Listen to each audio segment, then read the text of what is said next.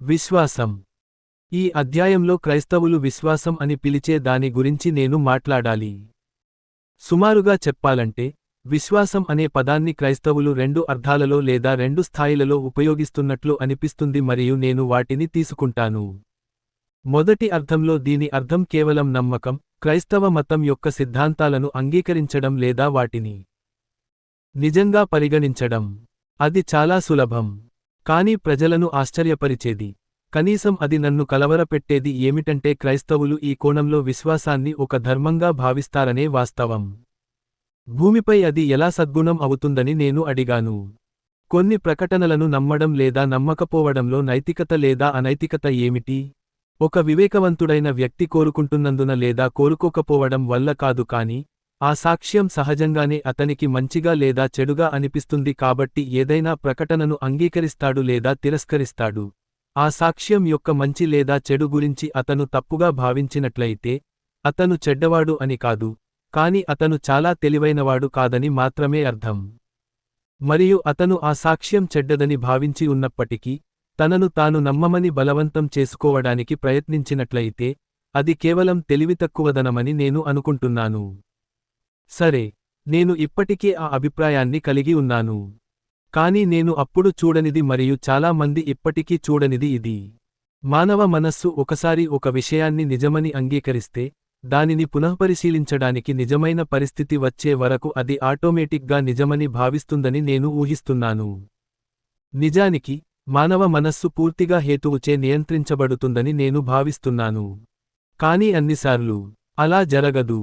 ఉదాహరణకు, అనస్థీషియా వల్ల నాకు నొప్పి తెలియదని మరియు నేను అపస్మారక స్థితికి వచ్చిన తరువాతే శిక్షణ పొందిన సర్జన్లు ఆపరేషన్ ప్రారంభిస్తారని చెప్పినప్పుడు, నా హేతువు పూర్తిగా నమ్ముతుంది. కానీ వాళ్లు ఆపరేషన్ టేబుల్ మీద, నా ముఖం మీద తమ ముసుగు వేసినప్పుడు, భయంకరమైనదిగా, నాలో ఒక చిన్న పిల్లలా భయం మొదలవుతుందనే వాస్తవాన్ని అది మార్చదు. నేను సరిగ్గా మత్తు ఎక్కకముందే వారు నాకు కోయటం ప్రారంభిస్తారని నేను భయపడుతున్నాను. మరో మాటలో చెప్పాలంటే, నేను అనస్థీషియా నాపై పనిచేయదని నా నమ్మకాన్ని కోల్పోతున్నాను. నా విశ్వాసాన్ని తీసివేసేది తర్కం కాదు, ఇది నా ఊహ మరియు భావోద్వేగాలు. దీనికి విరుద్ధంగా, నా విశ్వాసం తర్కం మీద ఆధారపడి ఉంటుంది. ఒక వైపు విశ్వాసం లేదా తర్కం మరియు మరొక వైపు భావోద్వేగం, ఊహ మధ్య యుద్ధం జరుగుతుంది. మీరు దాని గురించి ఆలోచించినప్పుడు మీరు దీనికి చాలా సందర్భాలను చూస్తారు. ఒక వ్యక్తి, తనకు పరిచయమైన అందమైన అమ్మాయి అబద్ధాలకోరు అని, రహస్యంగా ఏమీ ఉంచలేదని, ఆమెను నమ్మకూడదని పూర్తిగా రుజువులు ఉన్నప్పటికీ, కాని ఆమెతో ఉన్నప్పుడు అతని మనస్సు ఆ జ్ఞానం మీద నమ్మకం కోల్పోతుంది మరియు అతను ఇలా ఆలోచించడం ప్రారంభిస్తాడు, బహుశా ఈసారి ఆమె భిన్నంగా ఉండవచ్చు అని, మరియు మరోసారి తనను తాను మూర్ఖంగా చేసుకుని, ఆమెకు చెప్పకూడనిది చెబుతాడు. అతని ఇంద్రియాలు మరియు భావోద్వేగాలు అతనికి నిజమని తెలిసిన దానిపై అతని విశ్వాసాన్ని నాశనం చేశాయి. లేదా ఈత నేర్చుకోవడానికి ఒక అబ్బాయిని తీసుకోండి. అతను డజన్ల కొద్దీ ప్రజలు తేలుతూ ఈత కొట్టడాన్ని చూశాడు. సపోర్ట్ లేని మానవ శరీరం తప్పనిసరిగా నీటిలో మునిగిపోదని అతనికి కారణం బాగా తెలుసు, కానీ మొత్తం ప్రశ్న ఏమిటంటే, శిక్షకుడు తన చేతిని తీసివేసి నీటిలో అతనిని సపోర్ట్ లేకుండా వదిలివేసినప్పుడు అతను దీన్ని నమ్ముతూ ఈత కొట్టి తేలుతూ ఉంటాడా లేదా అతను అకస్మాత్తుగా దానిని నమ్మడం మానేసి భయపడి, కిందకు మునిగిపోతాడా అనేది చూడాలి. క్రైస్తవ మతం విషయంలో కూడా అదే జరుగుతుంది. క్రైస్తవ మతం విషయంలో సాక్ష్యాలు మన ఉత్తమ తర్కంకి వ్యతిరేకంగా ఉంటే, నేను ఎవరినీ క్రైస్తవ మతాన్ని అంగీకరించమని అడగడం లేదు. విశ్వాసం రావడానికి కారణం అది కాదు.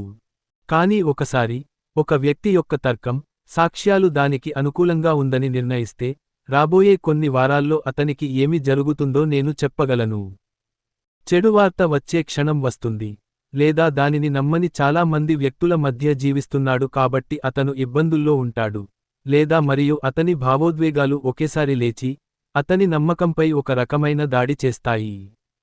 లేకపోతే అతను ఒక స్త్రీని కోరుకునే క్షణం వస్తుంది. లేదా అబద్ధం చెప్పాలనుకునే క్షణం వస్తుంది. లేదా తనలో తాను ఉప్పొంగే అనుభూతి చెందే క్షణం వస్తుంది. లేదా పూర్తిగా న్యాయంగా కాని మార్గంలో కొంత డబ్బు సంపాదించే అవకాశం ఉంటుంది. వాస్తవానికి, క్రైస్తవ మతం నిజం కాకపోతే అవన్నీ చాలా సౌకర్యవంతంగా ఉంటాయి. మరియు మరోసారి అతని కోరికలు ఒక మెరుపు దాడిని చేస్తాయి. క్రైస్తవ మతానికి వ్యతిరేకంగా ఏదైనా కొత్త వాదన తలెత్తే క్షణాల గురించి నేను మాట్లాడటం లేదు. వాటిని ఎదుర్కోవాలి, అది వేరే విషయానికి. కేవలం క్రైస్తవానికి వ్యతిరేకంగా మనలో తలెత్తే భావోద్వేగాల మానసిక స్థితికి సంబంధించిన క్షణాల గురించి నేను మాట్లాడుతున్నాను. ఇప్పుడు విశ్వాసం, నేను ఇక్కడ ఈ పదాన్ని ఉపయోగిస్తున్న అర్థంలో, మీకు మారుతున్న మానసిక స్థితి ఉన్నప్పటికీ, మీ మనస్సు ఒకప్పుడు తర్కంతో అంగీకరించిన విషయాలను అంటిపెట్టుకుని ఉండే కళ. ఎందుకంటే మీ మనస్సు ఏ దృక్కోణాన్ని తీసుకున్నా, మానసిక స్థితి మారుతుంది.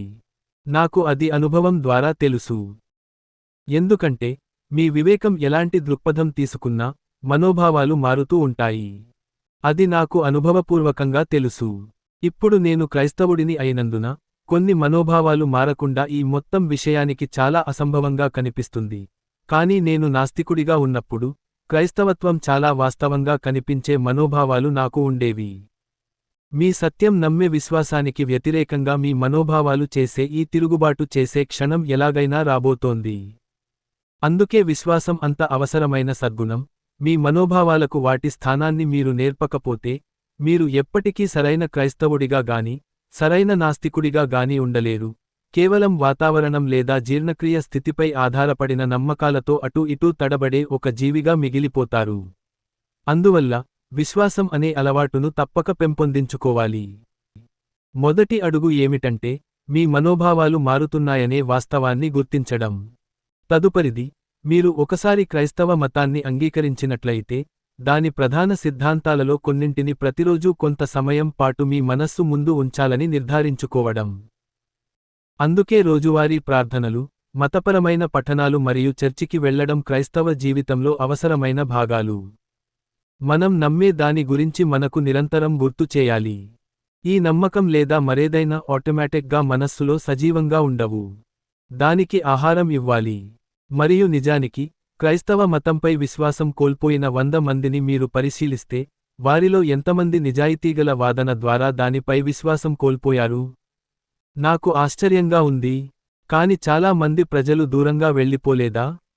ఇప్పుడు నేను రెండవ లేదా అంతకంటే ఎక్కువ కోణంలో విశ్వాసం వైపు తిరగాలి, మరియు ఇది నేను ఇప్పటివరకు పరిష్కరించిన అత్యంత కష్టమైన విషయానికి. వినయం అనే విషయానికి తిరిగి వెళ్లి నేను దానిని చేరుకోవాలనుకుంటున్నాను. వినయం వైపు మొదటి అడుగు, మనం గర్వంగా ఉన్నామని గ్రహించడం, అని నేను చెప్పినట్లు మీరు గుర్తుంచుకోవచ్చు.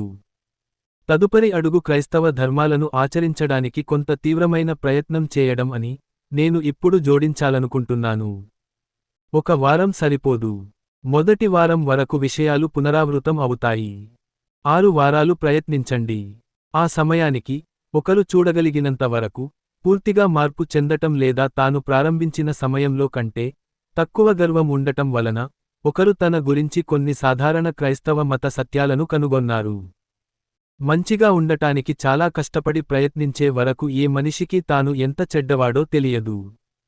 మంచివారికి శోధన అంటే ఏమిటో తెలియదనే తెలివితక్కువ ఆలోచన ప్రస్తుతం ఉంది. ఇది స్పష్టమైన అబద్ధం. శోధనను ఎదిరించడానికి ప్రయత్నించే వారికి మాత్రమే అది ఎంత బలంగా ఉందో తెలుస్తుంది. అన్నింటికంటే, మీరు జర్మన్ సైన్య బలాన్ని దానితో పోరాడటం ద్వారా కనుగొంటారు, లొంగిపోవడం ద్వారా కాదు. మీరు గాలి బలాన్ని దానికి వ్యతిరేకంగా నడవడానికి ప్రయత్నించడం ద్వారా కనుగొంటారు, పడిపోవడం ద్వారా కాదు. 5 నిమిషాల తర్వాత శోధనకు లొంగిపోయే వ్యక్తికి 1 గంట తర్వాత అది ఎలా ఉండేదో తెలియదు. అందుకే చెడ్డవారికి, ఒక కోణంలో, చెడు గురించి చాలా తక్కువ తెలుసు. వారు ఎల్లప్పుడూ లొంగిపోవడం ద్వారా సౌకర్యమైన జీవితాన్ని గడిపారు. మనలో ఉన్న చెడు ప్రేరణ యొక్క బలాన్ని మనం దానితో పోరాడటానికి ప్రయత్నించే వరకు మనం కనుగొనలేము, మరియు శోధనకు ఎప్పుడూ లొంగని ఏకైక వ్యక్తి క్రీస్తు కాబట్టి, శోధన అంటే ఏమిటో పూర్తిగా తెలిసిన ఏకైక వ్యక్తి, పూర్తి వాస్తవికవాది కూడా ఆయనే. చాలా బాగుంది. క్రైస్తవ ధర్మాలను ఆచరించడానికి తీవ్రమైన ప్రయత్నం నుండి మనం నేర్చుకునే ప్రధాన విషయానికి ఏమిటంటే, మనం విఫలమవుతాము. దేవుడు మనకు ఒక రకమైన పరీక్షను ఏర్పాటు చేశాడనే ఆలోచన ఉంటే, మంచి మార్కులు పొందటం ద్వారా, దేవుడిచ్చే వాటికి అర్హులు కావడం అనే ఆలోచన తుడిచిపెట్టబడాలి. ఒక రకమైన బేరసారాల లాంటి ఆచారక్రియలు, కానుకల ద్వారా, అది కేవలం న్యాయంగా, ఆయన కోసం నిర్వహించడం ద్వారా దేవుడిని మనకి రుణస్థుడిగా చేయగలం అనే ఆలోచన ఏదైనా ఉంటే, తుడిచిపెట్టబడాలి. దేవునిపై కొంత అస్పష్టమైన నమ్మకం ఉన్న ప్రతి ఒక్కరికి, అతను క్రైస్తవుడిగా మారే వరకు, పరీక్ష లేదా దేవునితో బేరసారాలు అనే ఆలోచన ఉంటుంది అని నేను అనుకుంటున్నాను. నిజమైన క్రైస్తవ మతం యొక్క మొదటి ఫలితం ఆ ఆలోచనలను ముక్కలు ముక్కలుగా పేల్చివేయడం. అలా ముక్కలు ముక్కలుగా పేల్చివేయడం కనుగొన్నప్పుడు, దేవుడు చాలా సరళమైన మనస్తత్వం కలిగినవాడని ఊహించే. కొంతమంది దీని అర్థం క్రైస్తవ మతం ఒక వైఫల్యం అని మరియు ఆశ వదులుకోవడం అని భావిస్తారు. అనిపిస్తుంది. వాస్తవానికి, ఆయనకు దీని గురించి అన్నీ తెలుసు. ఈ ఆలోచనను ముక్కలు ముక్కలుగా పేల్చివేయడం క్రైస్తవ మతం యొక్క ఉద్దేశ్యాలలో ఒకటి. ఈ పరీక్షలో పాస్ మార్కులు సంపాదించడం లేదా ఆయనను మీ రుణస్థుని చేయటం అనే ప్రశ్నే లేదని మీరు కనుగొనే క్షణం కోసం దేవుడు వేచి ఉన్నాడు. అప్పుడు మరొక ఆవిష్కరణ వస్తుంది. మీకు ఉన్న ప్రతి సామర్థ్యం, మీ ఆలోచనా శక్తి, లేదా మీ క్షణక్షణం ఉపయోగించే శక్తి దేవుడు మీకు ఇస్తాడు. మీరు మీ మొత్తం జీవితంలోని ప్రతి క్షణాన్ని ప్రత్యేకంగా ఆయన సేవకు అంకితం చేస్తే, మీరు ఆయనకు స్వంతం కానిది ఏమీ ఇవ్వలేరు. కాబట్టి మనం ఒక మనిషి దేవుని కోసం ఏదైనా చేయడం లేదా దేవునికి ఏదైనా ఇవ్వడం గురించి మాట్లాడినప్పుడు, అది నిజంగా ఎలా ఉంటుందో నేను మీకు చెప్తాను. ఇది ఒక చిన్న పిల్లవాడు తన తండ్రి వద్దకు వెళ్ళి, నాన్న, మీకు పుట్టినరోజు బహుమతి కొనడానికి నాకు 6 పైసలు ఇవ్వండి అని చెప్పడం లాంటిది. అయితే, తండ్రి ఇస్తాడు, మరియు అతను పిల్లల బహుమతితో సంతోషిస్తాడు. ఇదంతా చాలా బాగుంది మరియు సరైనది, కానీ ఒక మూర్ఖుడు మాత్రమే తండ్రి లాభకరమైన బహుమతి కోసం 6 పైసలు ఇస్తాడని అనుకుంటాడు. ఒక మనిషి ఈ 2 ఆవిష్కరణలు చేసినప్పుడు దేవుడు నిజంగా పని ప్రారంభించగలడు. దీని తర్వాతే నిజమైన జీవితం ప్రారంభమవుతుంది. మనిషి ఇప్పుడు మేల్కొని ఉన్నాడు. ఇప్పుడు మనం రెండవ కోణంలో విశ్వాసం గురించి మాట్లాడవచ్చు.